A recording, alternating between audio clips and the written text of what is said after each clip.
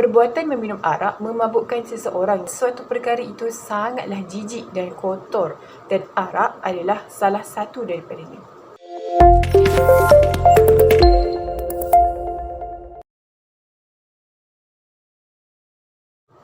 Assalamualaikum warahmatullahi wabarakatuh. Saya Nur Sabrina binti Muhammad Zabri, pelajar tahun 2 Syariah, Timbalan Exco Hal Ehwal Siswi Kelab Al-Hujjah. Baiklah, pada kali ini saya akan membincangkan tentang arak, hukumnya.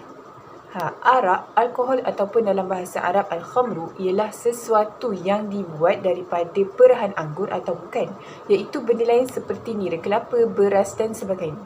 Perbuatan meminum arak memabukkan seseorang yang akhirnya membawa pelbagai kesan negatif seperti penipuan, kemalangan dan lebih dahsyat lagi, pembunuhan akibat kepada keadaan akal yang tidak waras. Di dalam surah Al-Maidah ayat ke-90 hingga 91, Allah Subhanahu Wa Taala telah berfirman mengenai arak.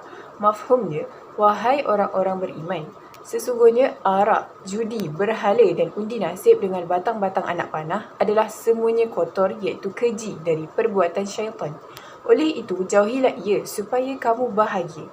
Syaitan hanya bermaksud untuk mendatangkan permusuhan dan kebencian di antara kamu disebabkan khabar dan judi, serta menghalangi kamu ingat kepada Allah dan sembahyang. Apakah kamu tidak mahu berhenti? Perkataan rijisun atau maksudnya kotor atau najis ini tidak digunakan di dalam Al-Quran pada perkataan yang lain.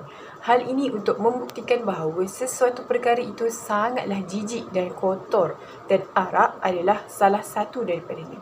Allah telah memerintahkan manusia untuk menjauhinya demi menjaga kemaslahatan akal manusia. Menjadi suatu kewajipan pada seseorang Muslim untuk menjauhi arak dari kehidupan mereka. Jadi, apa status arak ni? Dah terang lagi bersuluh, hukum meminum arak adalah haram. Tapi bagaimana pula dengan hukuman bagi orang yang melanggar aturan ini? Sudah tentu ada had ataupun hukuman yang dikenakan pada peminum arak. Sekiranya seseorang meminum arak secara sengaja dan sedar akan larangan itu, kesalahan ini termasuk dalam salah satu hukuman hudud yang telah digariskan dan ditetapkan di dalam nas yang sahih.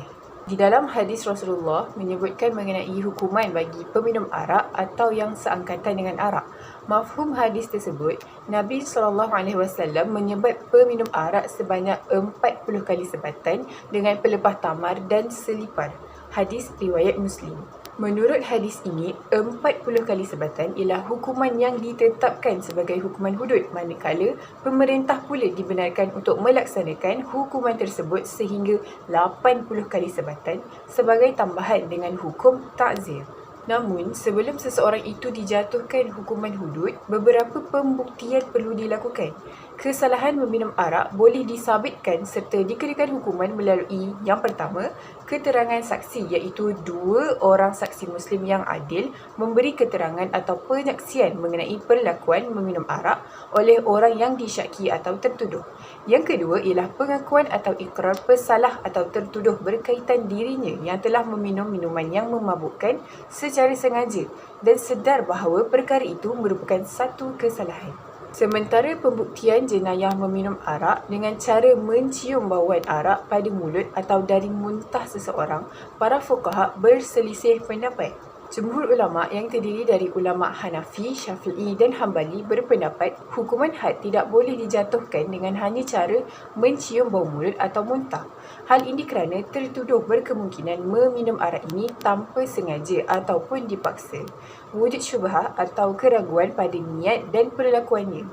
Sedangkan sabitan dan hukuman terhadap jenayah hudud akan digugurkan jika wujud syubhah atau keraguan.